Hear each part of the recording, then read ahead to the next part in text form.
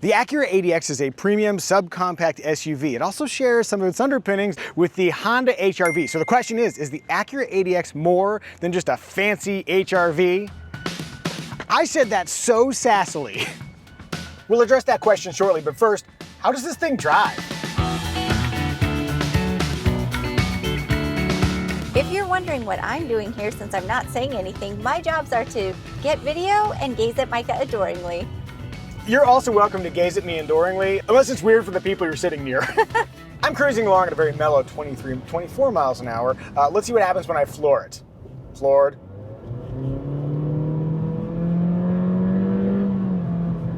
So it does that thing that Acura and Honda CVTs do, which is a pretty good imitation of an automatic transmission. So you get the engine revs rise, so it feels a little CVT-ish, but then it emulates that gear change. I'm gonna come to a complete stop though and floor it. 3, 2, 1, floored.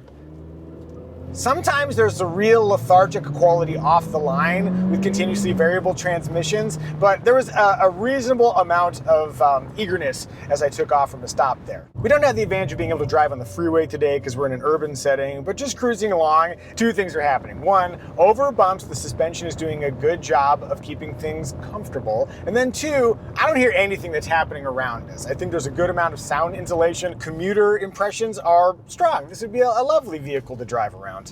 While we're at a standstill, I'm going to explore the drive modes, normal, comfort, and snow. I've got sport activated because it makes it look like we're doing some really action-packed stuff. Normally we have our winding mountain roads. I have a roughly 90-degree right-hander. So I didn't have to go hand over hand for that turn, which was nice. And I'm just going to kind of make a few lane changes here and just see how it feels. Actually, there's a nice ramp up in effort as you add steering. So that feels good. And actually the steering wheel feels good in your hand. I like the inside stitching here on your thumbs. It makes it feel a little bit more serious than just kind of a casual small SUV commuter. And now we have another beautiful red light, which will bring us to the Micah Muzio Limo Challenge. I like that firm pedal feel, and I bet I can come to a smooth stop. Let's see if I'm a damn dirty liar. You are on a hill, and you did have to stop in time to not hit that RDX. Oh, look at my sweetie making excuses for me. That was not the smoothest stop I've made, but that is my fault, not the ADX's. By the way, normally with Evie here, we would have her drive. We don't have time for that today, so I'm just gonna move right on to interior.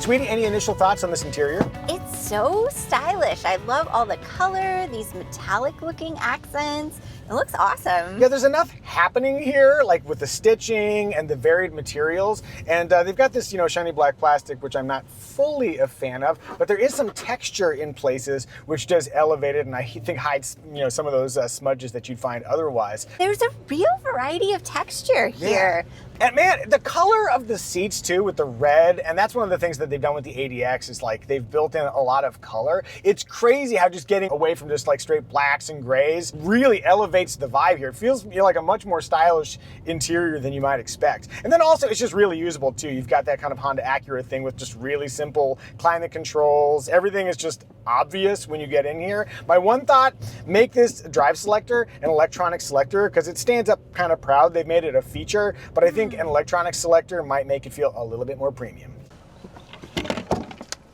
Oh, hi, welcome to the cargo area. So we've got 24.4 cubic feet behind the second row seats. Got a little cargo hook cover here. I'm gonna move that out of the way so we can really see what we're working with. So we've got 60/40 split fold seats, standard, and you can reach them from the cargo area, which is convenient. Down you go. Down you go, and look, that's a lot of space. According to Acura, they said that you can put 2 mountain bikes back there. Yeah, I bet you could probably make that work. Oh, and then let's take a look underneath the floor real quick and see if we have something meaningful in terms of underfloor storage. So we got the styrofoam here, and actually I'm kind of curious. Oh, look, a spare tire. I love a spare tire. And then we've got the styrofoam sound, which will slowly drive you crazy, but you do have a few little nooks here. So yeah, it's funny, for such a, I guess, comparatively small SUV, there really is a lot of cargo space available here for your active lifestyle. Oh, also, a power hatch comes standard, and then on higher trims, I think the advanced package, you can get a kick-activated hatch In fact, now I know you can. But also they have a walkaway feature that's standard. So if you depart the vehicle and the key senses that you have left, it'll automatically close the hatch if you get an armful of stuff. Let's try that one more time. That almost never happens where the kick works without any issue. Good job, Acura. What I can tell you sitting in the driver's seat is that nothing in here feels cheap or low rent. The steering wheel looks properly sporty. There's a lot of color, stitching. When you touch around, it all has a premium feel. Yes, if you go low here, that's gonna be scratchy plastic. But in these areas, this does feel like an elevated interior. And I like the lateral support here with the seats. That's a very comfortable seat too. Good adjustable lumbar support and a real lack of pressure points. Can I comfortably, even though this is a subcompact premium SUV, fit comfortably behind my preferred front seat position? And that is a resounding yes. That's actually a lot of space between my knees and the seat backs. I can move my feet frontward. That's great. And my head is not touching the headliner. In fact, I'm going to move over here so you can see that a little bit better. But yeah, it's kind of sculpted here, but it doesn't feel claustrophobic. I got plenty of room to sit. Let's see what we got in terms of armrest. I like that too because just like with the Integra, it's a very squishy center armrest, and I like how it actually stops rather than just sort of flopping all the way down here. And then also, this is a very, very mild hump, so I don't have to have a too high knee position. Let me sit here and we can see how I fit. Okay, besides a little bit of poofy hair interaction with the, oh, I'm turning on lights now. Look at that. We'll turn those guys off. Yeah, so it's a little bit tight from a headroom perspective, but in terms of like my back comfort and where my feet are going, I could make this work for a little while. Yeah, so it's a little SUV, but there's plenty of space for a normal sized human being like me, 5'10", long torso, poofy hair. Hi, I'm still back here. It's that good.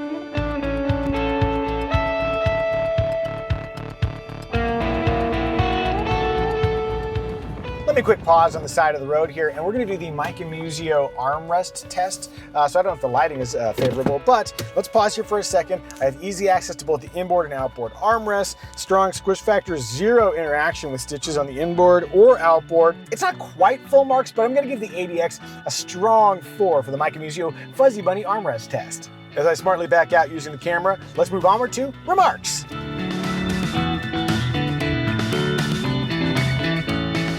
For infotainment, we have the familiar Acura/Honda 9-inch infotainment setup, which makes a really easy system to use because you got these buttons over here for home and back, and you got a knob here you can go forward and back with the track. So we do have some physical controls, and then we have an actual screen. And we actually just drove the Integra as well. And what I like about this system, this has Google built in. It's a little bit more vivid. There's a little bit more color involved here, but we also have Google stuff. You got your Google Maps, you got your Play Store, you got your Google Assistant, and you can use all of those features. That Google Assistant is like a voice activation feature, which is pretty helpful. One thing I noticed using this system is I tried to connect for Apple CarPlay, and I couldn't make it happen. There's always the possibility that that's user error, but I just had some difficulty in that regard. But everything else, very, very simple system to use, a little bit of color, sleek, high mounted, so it's not too far from your field of view, a very good system. And also the large platform to anchor your fingers, so you can put a thumb there, and you're gonna be able to make stable inputs no matter how stupidly you're driving. And if you're me,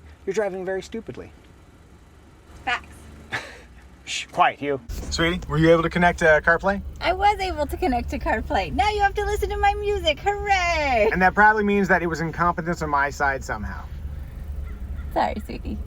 Talking quickly about style, so this thing is built on the foundation that's it's shared with the Honda HR-V, but visually, this does not read as a lightly gussied up Honda HR-V. This very much feels like its own creature. The chicane head and taillights, I think, are doing a lot of that work, but also when you look at it, just the general shape, like the hood line is different. It has a distinct C-pillar shape. They've changed not just the easy points that you change on a vehicle, they've changed a lot of like the difficult parts.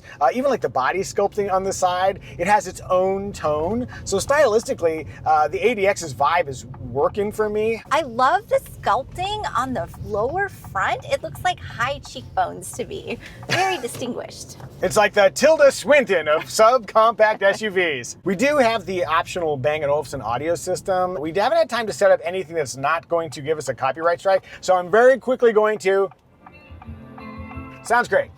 You know what I noticed in that like brief, 1 second of listening? Sometimes when you get into premium systems, they really try and over accentuate the highs. I always say it's like the motion smoothing at the Best Buy TV section of audio. Like, wow, it's so crispy and clear. And it's like, that is fatiguing over the long haul. And I did not experience that there, but a more thorough test would be nice.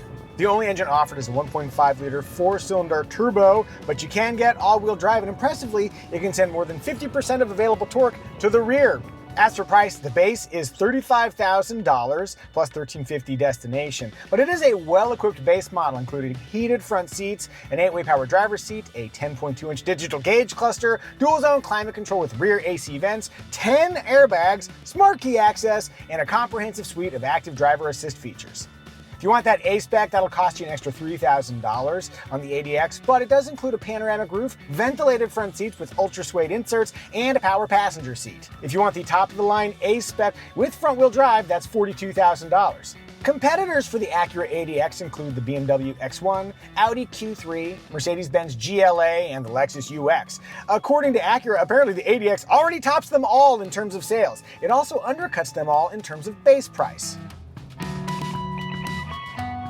While we're waiting at this turn signal, let's talk about the original premise of this video. Is this thing more than just a fancied up Honda HR-V? No, it's also a more powerful Honda HR-V. So you have a notable bump in power. Specifically, look at that torque figure. So we're working with a lot more power, but if you look at the base prices, this thing's like $12,000 pricier than an HR-V. Like, is it worth it? Like, well, brand is one. I drive the Acura versus the Honda. That does count for something. I think the style is certainly elevating the proposition here, and the interior vibes are strong. This feels like a much more indulgent vehicle than its HR-V sibling. And we like the HR-V, but this is certainly a loftier kind of place to occupy.